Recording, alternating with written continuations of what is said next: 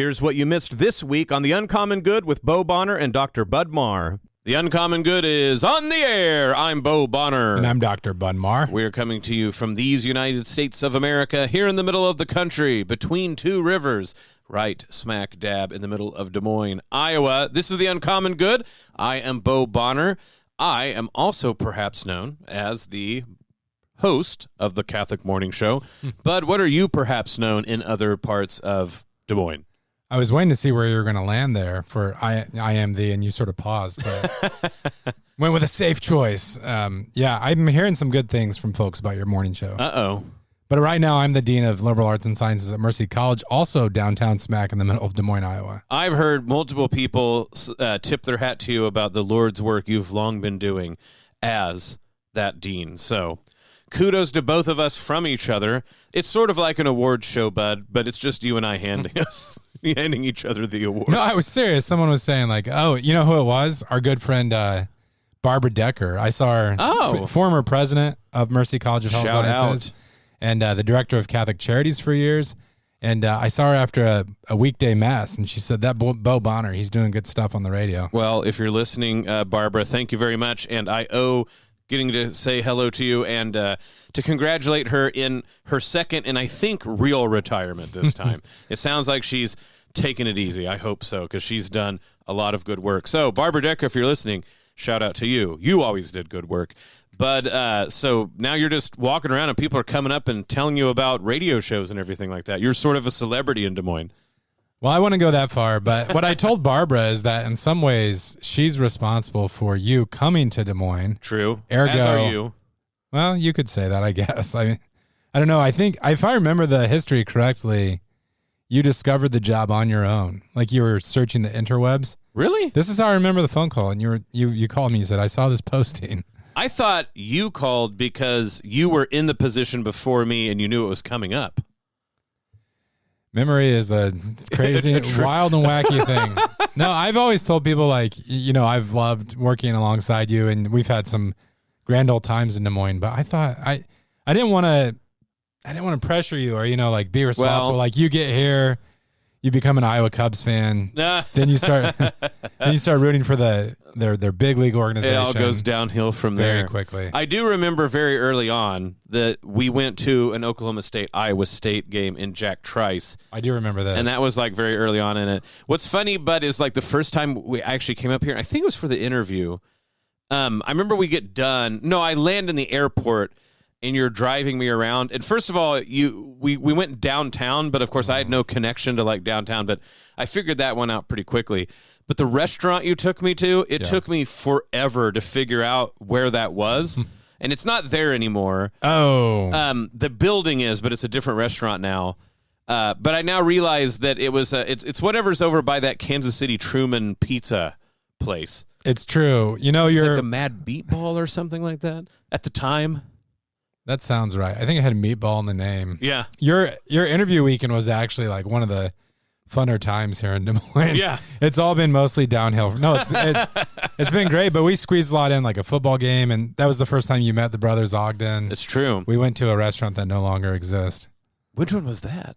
The one you were just talking about. Oh, I thought we went to a different one after that, too. You're right. Okay. Plenty of restaurants that don't exist anymore. You know, the other one, if we were talking about causes for me being here in Des Moines, part of it is inadvertently John Leonetti. Well, I should say to be on Iowa Catholic Radio. Oh, yeah. Because Mike Aquilina told me when you land in Des Moines, because I had the job at that point.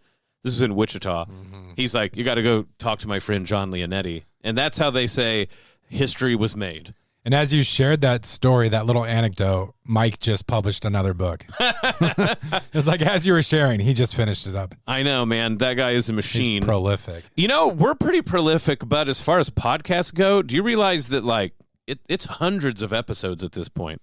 I know. It's not to get too deep here, but I think about James in Scripture warning about like not speaking too much. I mean, we've got a lot of words out there, and you do, and a moment of seriousness, you pray like that God's grace shines on some of that work. We have always tried to like proclaim the truth here on Iowa Catholic Radio. I think a lot of episodes landed on some decent stuff. It's true. If that's what we should do one day is do a retrospective and say which episodes will God maybe judge us the hardest for. It's probably going to be the Catholic movie guy. Shout out to Steve Wickmer. We haven't got to talk to him for a while. Not for this episode, though. This episode is going to be great. We're wrapping up our trilogy. Yes. We've been talking about the Vatican document on AI, Antiqua et Nova. And last week we tried a little remix where we were like sharing insights from the document, then riffing on them. We're going to give it another whirl. Absolutely. This is The Uncommon Good. Bo Bonner, Dr. Bud Marr. Stick around. We'll be back right after this. We're back with The Uncommon Good. Bo Bonner, Dr. Bud Marr joining you this week. Thank you for listening to the show, no matter how that be you do that. I don't think that was English. But whether that is on iowacatholicradio.com, the Iowa Catholic Radio app, listening to us live every weekend, or podcast listening. Either way, anyway, we're glad that you are with us here on Iowa Catholic Radio. But as you pointed out, we're doing a long... That's right. The whole series is about technology and religion, technology as some people call it. Very particularly, this is a trilogy we've been doing, talking about the Vatican document on AI. I think what we did last time worked really well. Yeah. You went and found quotes, pitched them my way, and then sort of, like you said, we were doing live remixes. So we're going to do that to try to finish out some of the themes, because the thing is so dag-nab thick with good points, but we want to make sure to give a wide array of what's going on with the document. Well, last week we kind of ended with the way that AI is influencing labor and the understanding of labor. And so we pointed out that in some cases, like the owners of production or those who maybe are in charge of organizations and corporations, they see the amazing productivity of like artificial intelligence, and they sort of say like, well, humans should be able to operate at this rate. And it's kind of a faulty anthropology. But there's more in that section that's really good. This is kind of an interesting thought. So this is paragraph 68. But the document points out that AI is currently eliminating the need for some jobs that were once performed by humans. If AI is used to replace human workers rather than complement them, there's a substantial risk of disproportionate benefit for the few at the price of the impoverishment of the many. And the document, in so many words, Bo, it kind of gets into how, as human beings, like we've talked on the show before, like there is a part of servile labor that's sort of like a punishment for humanity's sin. But in another way, it's through some kinds of work that we do redeem the world. Like we're called to be co-laborers in the vineyard, whether that's in the arts, sometimes in business or medicine, certainly education. And this document shows like there is a real risk that AI will phase out some jobs. You want to say more about that? Yeah, I mean, look, man, you actually made the best comment in our text chain, which, evidently even politicians have text chains now that people get added to. So, maybe someday we can just have the text chain on air. So you had the best one though, man, is who was it? Bill Gates. He was making some big prediction about how AI would eliminate teaching, medicine. But you made the point right, is Bill Gates is basically gunning for Jesus's jobs. And so that, to me, you're dead right. Like the AI, what it will be the absolute worst at, for instance, is teaching. But let me back up real quick. I want to say something that will seem like it's positive towards AI, but if you know how to interrogate the AI, and I don't mean act like it's a human and read it its rights, although I will say this, I know I'm several layers back, but it's like Inception. I'll get back to the original one, I promise. So someone was making this point online saying, you should, if you want the AI to give the best response, you should give it a role so that it can role play, because that's what it does. It goes and finds people who've played that role, and it speaks like them. So it's like, you're the top scientist in the field, and you need to tell me blah, blah, blah.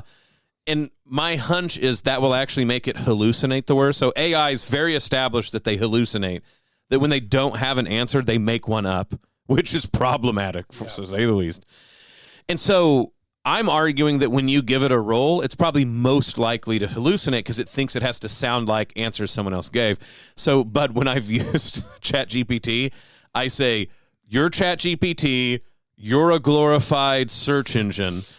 Don't talk funny. Just tell me the answer. Yeah. And then what I've asked it to do to test this theory, and so I was using a relatively difficult theme. I said, tell me about entropy in information theory. So it's a part of physics that I'm a dork and happen to read about. And so then I said, tell me in a grade school type level, tell me as a high school level, tell me as a college level, tell me in a PhD sort of level. And so it actually gets more complicated and sort of talks in this way. And look, we already use search engines like Google. Yeah. So AIs as just literal glorified search engines that sort of talk to you, I mean, fine, that's okay. But what it doesn't do is teach. The reason that works is because I know what's going on and I was checking it. If I just swallowed wholesale what it was saying, I'd have no way to know. And because it's not asking me questions, bud. You realize this is what they seem to mess up, Bill Gates and everyone like him. Teachers ask questions. Have you ever had ChatGPT ask you questions and then evaluate whether your answer was correct? I don't know if it can pull it off like they think. But I think you're right to say they act like what the AI is going to do well is things that historically only humans can do, like teaching, like being a physician. Yeah. What's funny is they never go, one day the AIs are going to replace has-been software developers that people just keep asking questions to. I actually think the AI can do that. Yeah. The AI can replace Bill Gates and Elon Musk. It's not going to be able to replace the professions that our Lord and Savior blessed by doing them himself. But to go back to the original point, as long as something we make is a tool and subservient to us, I mean, for instance, the first time humans made the wheel or a shovel, I'm sure there were people who go like, we can't use a shovel or a wheel. That's going to put out a business, all the hand ditch diggers. And you go, it could, but we could still have ditch diggers and they use shovels. Yeah. But if the idea is we're going to use robots to completely obliterate things that humans do, I mean, again, like you go, okay, well, when we got cars, we obliterated the horse trade. And I go, somewhat, and you know what? If we did it unthinking and just didn't think about how, like, the best way to transition that or something like that, I think it's worthy of us to stop and be very mindful when we're going to do something like this. But I also don't think they're right. I don't think ultimately the robots are going to be able to do what they say. I think everybody's read too much science fiction, but it's like you said, the people who are trying to take advantage of it, it's the advantage, right? They're not trying to better humanity. Yeah. They're just trying to get cheaper labor. And that, I think, will not only always bite them in the butt in the eventual end, I also think it's against the dignity of human work, like you say.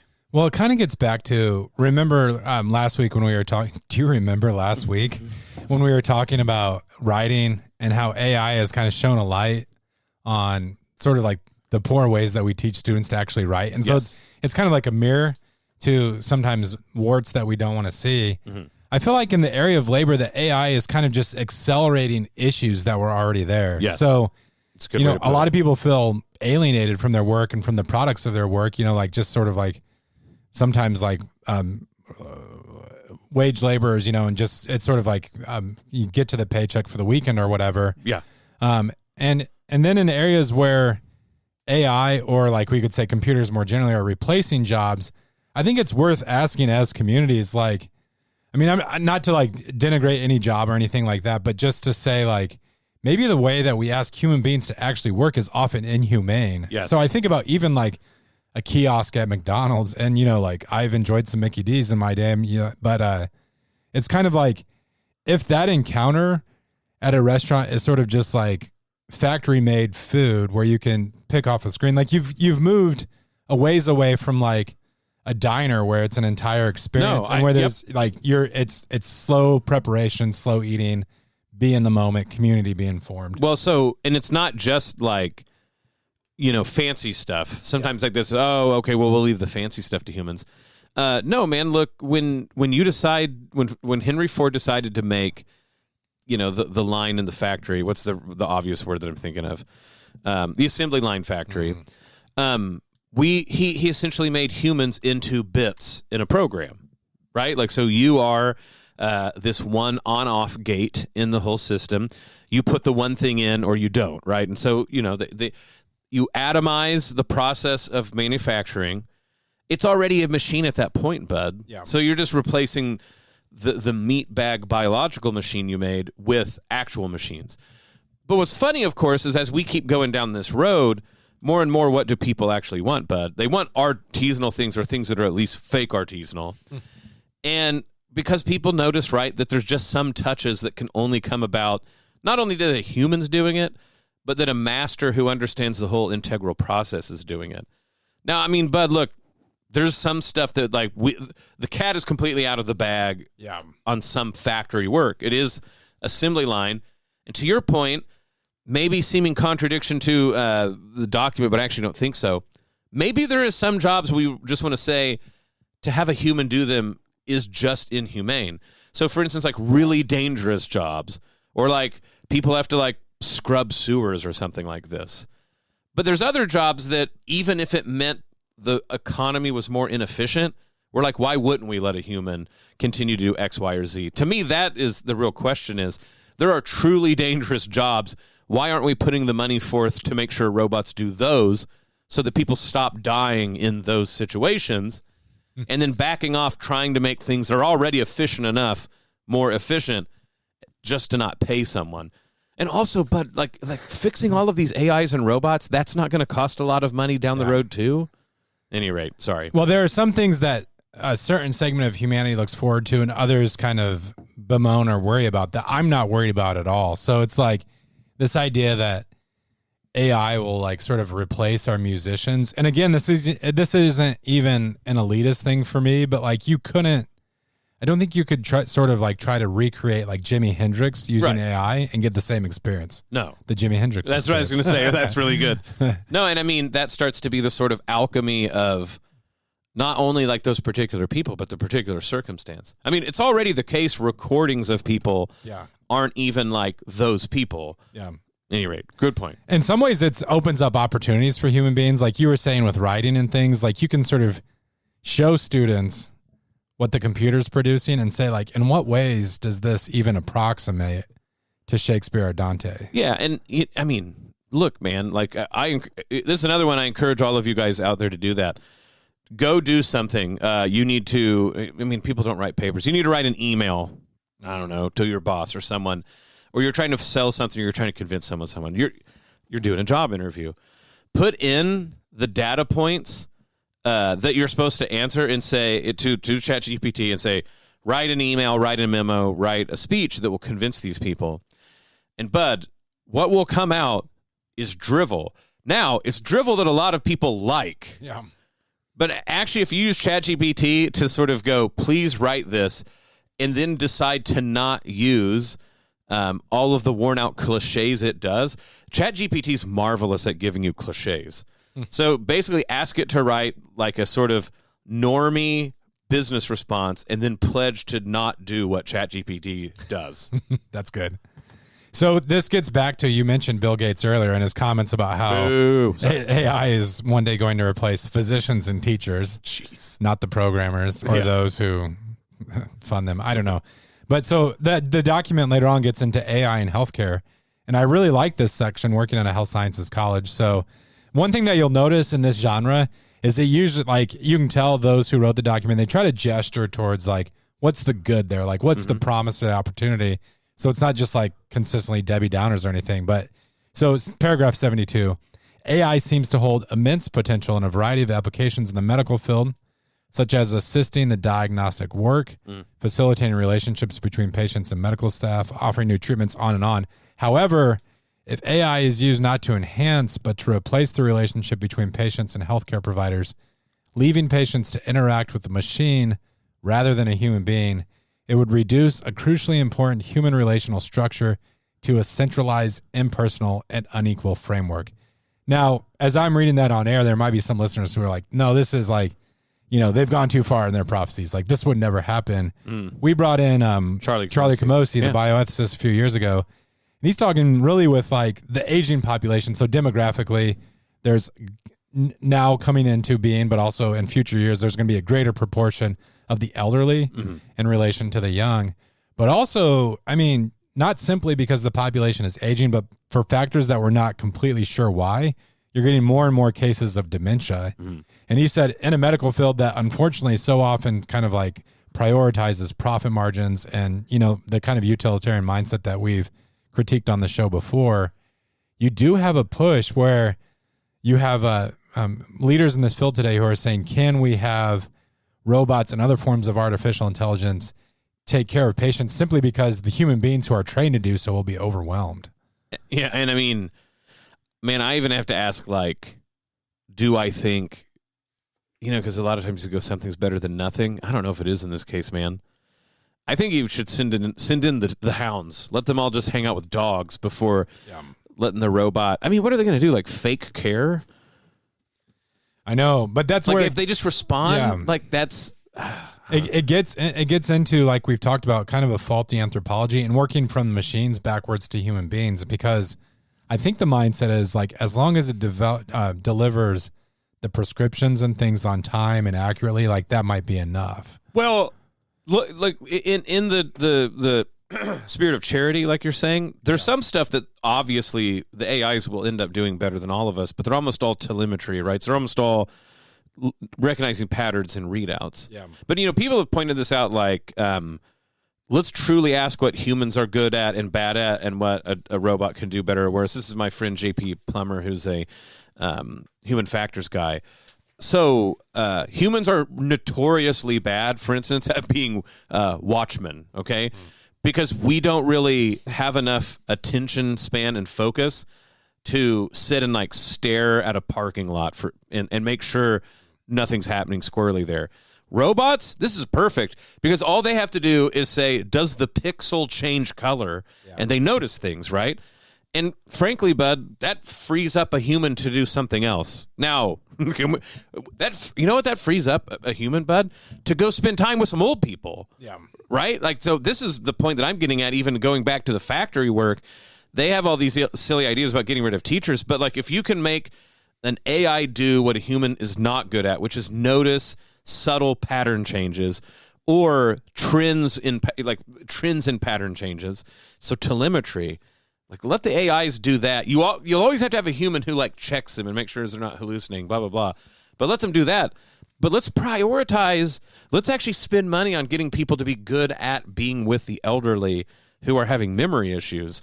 But no, all they see is profit margins. All they see is, like you said, this ability to gamify and jobify human relationships. They're acting like they can make an AI that can fake that. And it's but half the time people with dementia can't totally understand what you're saying. Yeah. Right? There's something different going on being kind to them. At any rate. Well, and one thing I remember Camosi mentioning in his talk is that as Catholics, we should pray for religious vocations, like perhaps even a new religious order, that this would be their charism. And it's not, we have to be careful with that. Like, it's not like you just like offload all of the challenging work and thankless work on religious. It's just a fact of the matter. Yeah, there have been points in history where God has raised up saints, like, you think about the life of St. Benedict and things, who, like, at this key turning point, they just had this prophetic kind of ministry. And I shouldn't pretend like that's not already there. And when we lived in St. Louis, my wife and daughters volunteered time with the Little Sisters of the Poor. Unfortunately, because of like a brouhaha with the Obama administration, Obamacare, like we're in danger for a time of being like sort of run out of that ministry. I think they hung on, but yeah, that's certainly something that we should pray for. Speaking of, you were kind of gesturing this at the end of your comment, but later on in that same section, it talks about, in addition, using AI to determine who should receive treatment based predominantly on economic measures or metrics of efficiency represents a particularly problematic instance of the technocratic paradigm that must be rejected. Yep. And that's where we're talking about, like, the models and things, they can be really efficient, and especially with prognostications, like I think some of the most powerful ways they've been used recently is to, like, sort of predictions with economic models. Yeah. But it's pointing out that there's this kind of wisdom, or what's the phronesis that comes with caring for human beings, where we can start to look at, what's the computer predicting? Oh, this is really expensive. Oh, we have to find some sort of technocratic solution to the problem. And that's going to be, but in this one, I almost just think it's like, we're walking down this road, so Catholics need to be at the forefront of advocating basically a new sort of job. I've been calling it a golden collar worker. So like there will be far fewer white collar workers, and the ones that exist will basically just be in charge of babysitting the AIs, like making sure they essentially don't run out of power or whatever. But there's going to have to be these like super pro humans. So when you walk in and the machine is being like, oh, you need to unplug patients E through G on floor 2, you need someone who is going to be wise enough to go, oh no, it's misreading the numbers, because these things do not evaluate well. They see patterns, they recognize them, they point to patterns.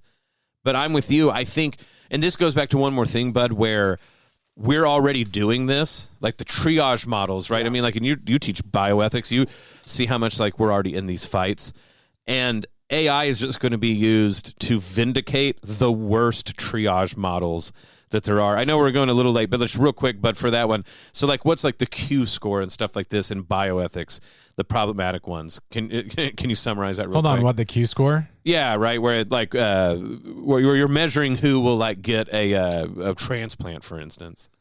Oh yeah. You know, I don't know if I can before the break. Okay. I'm sorry, but no, we've had these discussions in class where we basically did a case study of like there's a liver available and here are these 5 patients. And yeah, I don't know.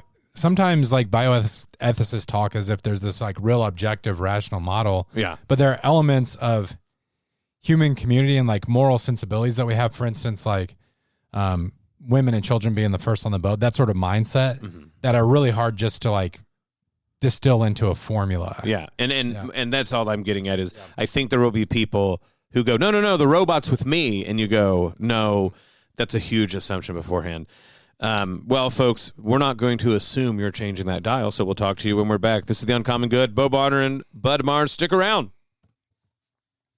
Back with The Uncommon Good, Bo Bonner, Dr. Bud Marr. We are going through, and we have promised that this is a trilogy, the last part. So, Bud, there's still too much of this document. Yeah, I know. So we need to do a speed round. Yeah. So let's speed round this, a few other quotes to get through the main gist of this document. Well, it's okay. We don't have to rush it. There's a few like key topics I want to get to. So the nice thing is I'm in control here. I have the notes. You're not an AI. So obviously you and I both, we've been involved in education a lot. That section of the document really jumped out to me. If used in a prudent manner, AI can become a valuable resource, like offering tailored support, providing immediate feedback to students, Nevertheless, an essential part of education is forming the intellect to reason well in all matters, to reach out towards truth and to grasp it, while helping the language of the head to grow harmoniously with the language of the heart and the language of the hands. This is all the more vital in an age marked by technology in which it is no longer merely a question of using instruments of communication, but of living in a highly digitalized culture that has had a profound impact on our ability to communicate, learn, be informed, and enter into relationship with others. So, unquote.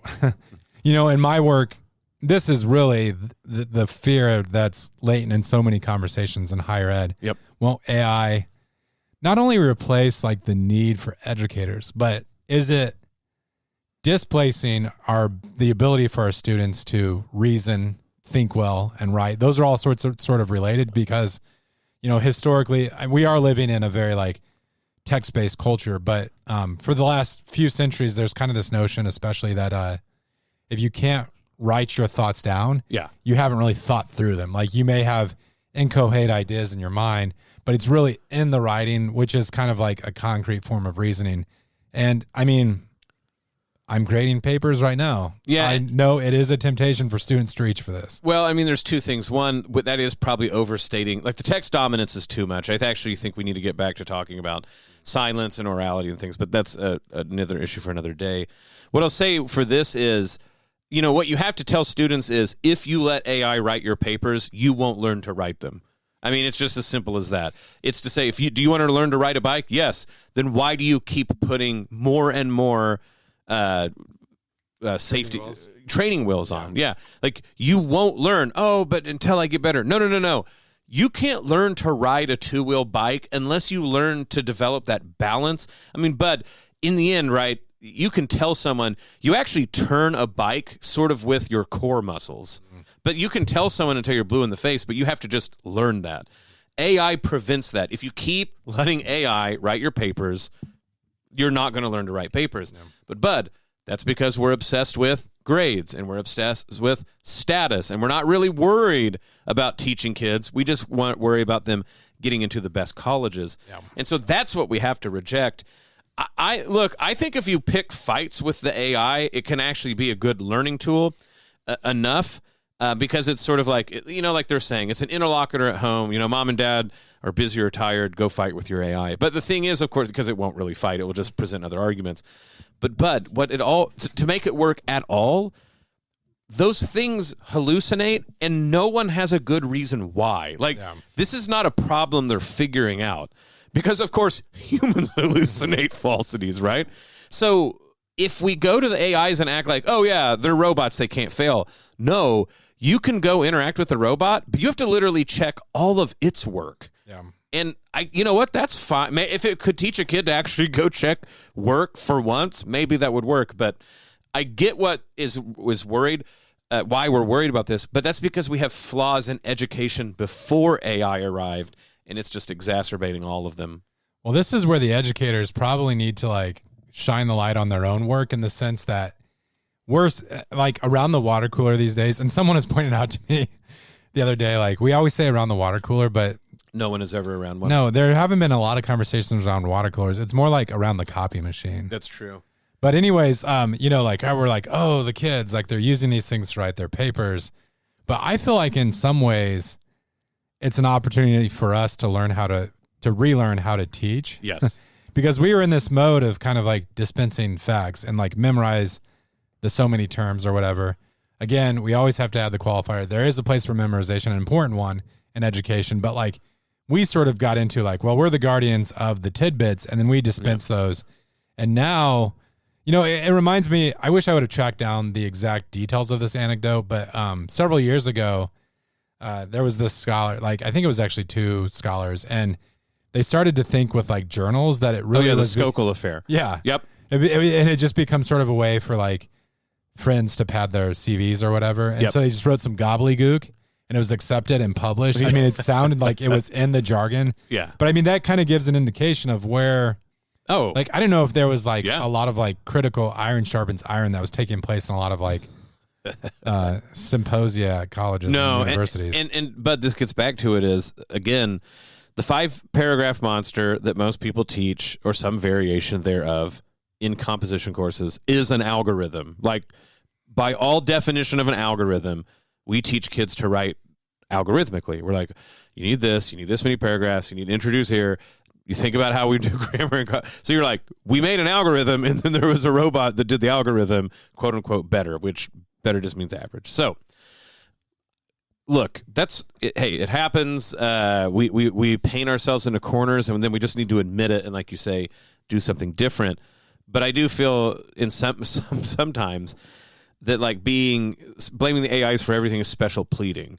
Because what I hope this does is make, like you said, educators have a real come to Jesus, search our heart. Have we been taking the easy way out on some of these things? Now, again, to the students, to any students who happen to listen, if you use AI, you will never learn. It is training wheels that will prevent you from making the mistakes you need to. But Bud, maybe you got to do radical things like getting rid of grades. There's classical Catholic colleges to do it. It's not just the hippies. But the idea, right, is to say, if you think in terms of a grade, you think of a number, and you're in rubrics, and the more you talk about it, it's just prime for a computer to do better than you. Yeah. So, any rate. Yeah, and that's, at some point you have to, I'm going to sound just like an idealist here, but you have to recover the love of learning. Yes. In the sense that, and I'm guilty of it too. I've had lectures or encounters in the classroom where the best kind of exchanges in classrooms are truly Socratic, where you don't know exactly what the student is going to ask of you. Yeah. And you're also willing to take the conversation sometimes in directions where you maybe don't know everything. Yep. But you enter that space. And that's why students will probably be surprised to hear this sometimes, but at least in my own experience as a teacher myself, but also my colleagues, we generally don't love the brown nosers. There's the ones that really stick out in my minds were the ones who said kind of off the wall stuff, or they sort of push back, question. Yeah. Yeah, for sure. No. This is all great. We should move on, or we'll never move on. That's right. 8 minutes that we're in. AI could be sorry. AI misinformation, deep fakes. Yeah. AI could be used as an aid to human dignity if it helps people understand complex concepts or directs them to sound resources that support their search for the truth. However, AI also presents a serious risk of generating manipulated content and false information, which can easily mislead people due to its resemblance to the truth. Such misinformation might occur unintentionally, as in the case of AI hallucination, but it also sometimes, of course, happens intentionally. I know this is an issue. Like, it kind of relates to, I think this was a point of conversation, especially in recent elections. Like, how are people getting their information on social media? Right. A lot of it, I've seen things that friends and relatives have posted. I'm like, that doesn't sound like a quote from whatever celebrity it happens to be. Yes. I've guffawed at like Kirk Ferentz saying something ridiculous at a press conference only to find out that I had been deepfaked. And so and like showed him doing it?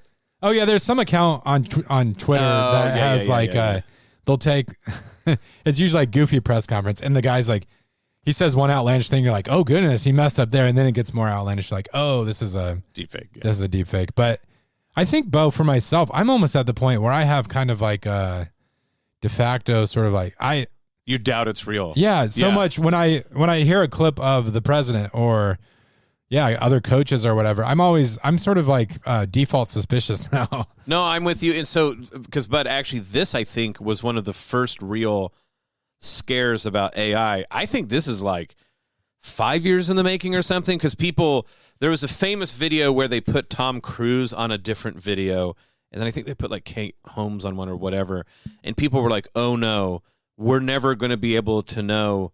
Or like, I think people thought like we would sway elections, right? Because like a hacker would make a fake this, that, or the other. And funny enough, I think we all immediately worried so much that now we just don't believe what we see unless we like triangulate it in multiple places. So I think we weirdly dodged a bullet on that one, because I do think people were really worried about deep fakes, but instead everyone's just like, well, I'm just not going to trust anything, which has its own problems, but maybe kind of I actually think deep fakes with quotes are actually the problem, that they just sort of like spread rampant. But I'm with you. I think everybody went immediately for comedy with the deep fakes, and so maybe the human propensity to be a smart aleck saved us in the end. Well, and this is almost I don't know how philosophical to get here, but this is like a perennial issue that precedes AI.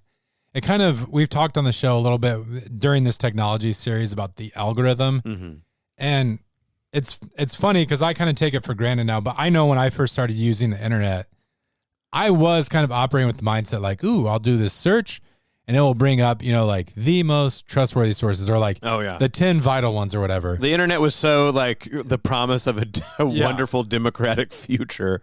But it's all curated. It has to be curated because there's so much knowledge, like so much information, I should say, that's out there. Yeah. And so again, I think AI, it puts into sharp relief this kind of question of like, how do we know what we know? Like, who do we know to trust? Certainly there are actors out there who, like, to pretend like the leads at Facebook don't have, of course, like their own political slant or whatnot is just naive.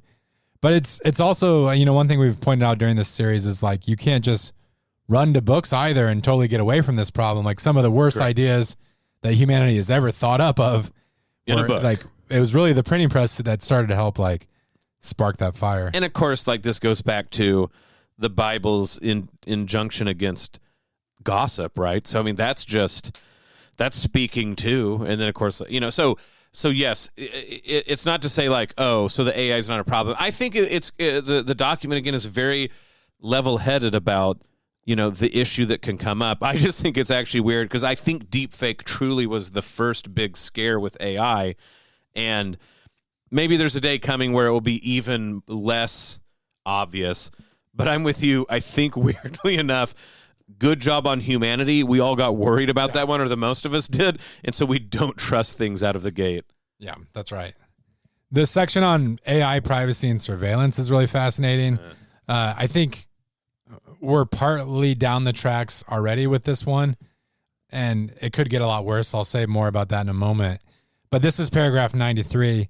While there can be legitimate and proper ways to use AI in keeping with human dignity and the common good, using it for surveillance aimed at exploiting, restricting others' freedom, or benefiting a few at the expense of the many is unjustifiable. The risk of surveillance overreach must be monitored by appropriate regulators, to ensure transparency and public accountability. Those responsible for surveillance should never exceed their authority, which must always favor the dignity and freedom of every person as the essential basis of a just and humane society. So when I talk about further down the tracks, we can all imagine a pretty dystopian future where there are things like social credit scores where, you're expected to hold certain ideas about the human person and about society, and nefarious actors with the use of these resources could very quickly see like shopping patterns or like your allegiances and things like that, and then also use the same systems to kind of like punish you or limit your freedom or buying power, whatever it happens to be. Like, I think many of us have like read and heard about the potential of these problems. What's funny is like, we hear that sort of thing is like, man, that sounds like a sci-fi novel. That's pretty scary. In some ways, like not in some ways, in many ways, surveillance has already taken place. So you pointed me a few years back to this book, Surveillance Capitalism. And, if you ever buy anything from Amazon or really any of like the big chains, Walmart, whoever it happens to be, you're like, man, they're really prescient. Like they push these products to the front of my feed. And like, it knows exactly what I want it when I want it.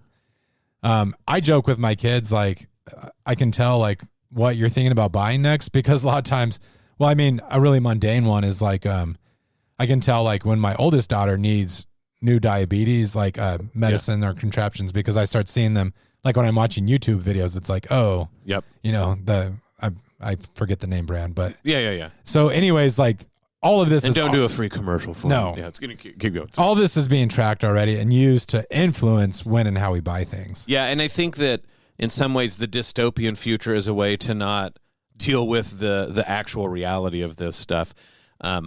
We were all worried about, nefarious actors like doing secret bugs and stuff like this, and instead they made Facebook, and then we just told the internet everything about ourselves, and then we were like, oh, Amazon, that's great, but you do realize Amazon's thing is not to sell you stuff, it's to get your biographical information and sell it to other people. And so et cetera, et cetera. Grocery stores are that now, by the way, bud. The big moneymaker for a grocery store is to sell the data about what's actually popular, even more so money-making than selling the produce. Yeah. That's good, Bo. Nice thoughts. Yeah.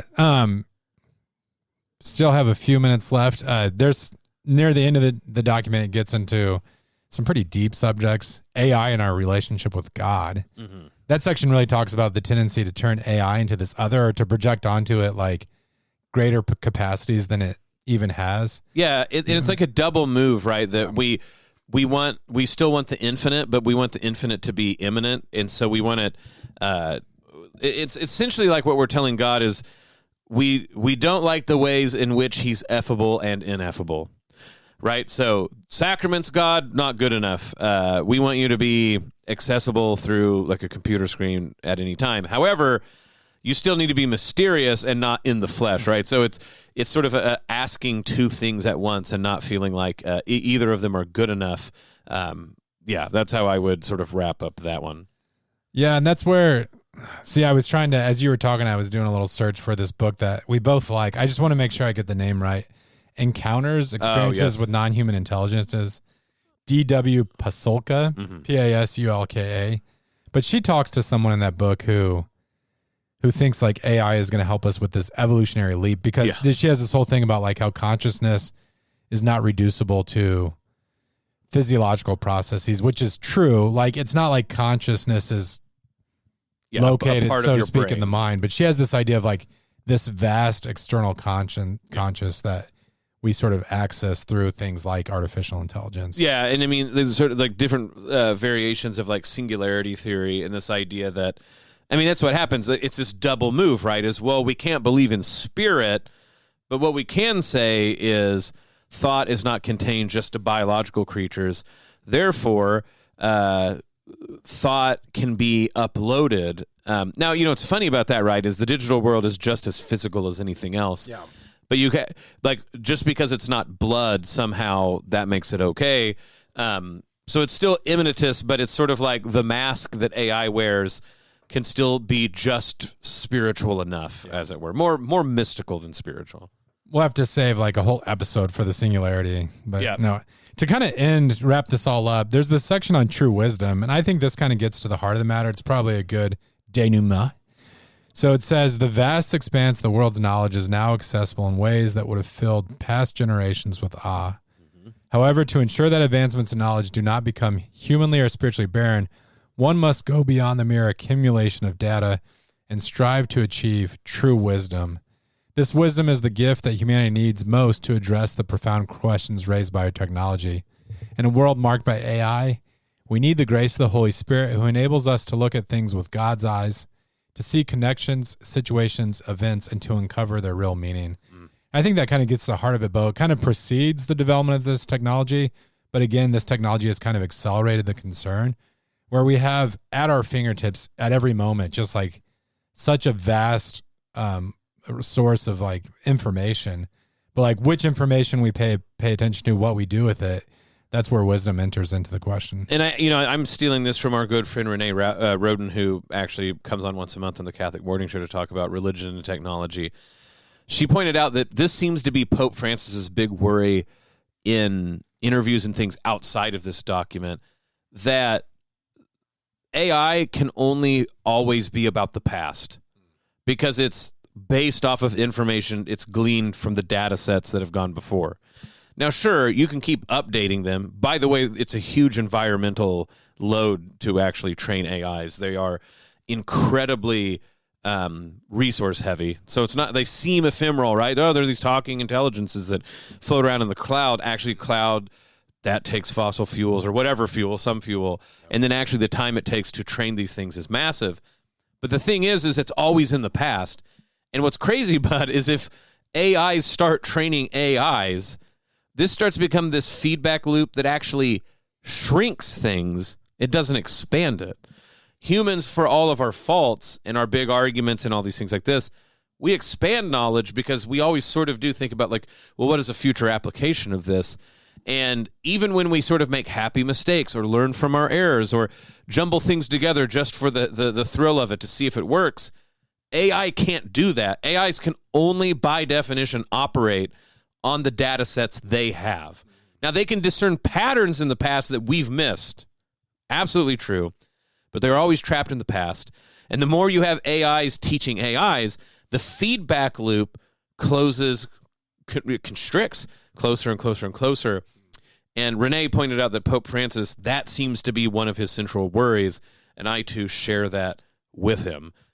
No matter the sort of gravity of how much the AIs can explore the data sets that they already have, they don't have a future in a very weird way because they can't. They can discern patterns that they already have data sets for, but they can't peer into the future.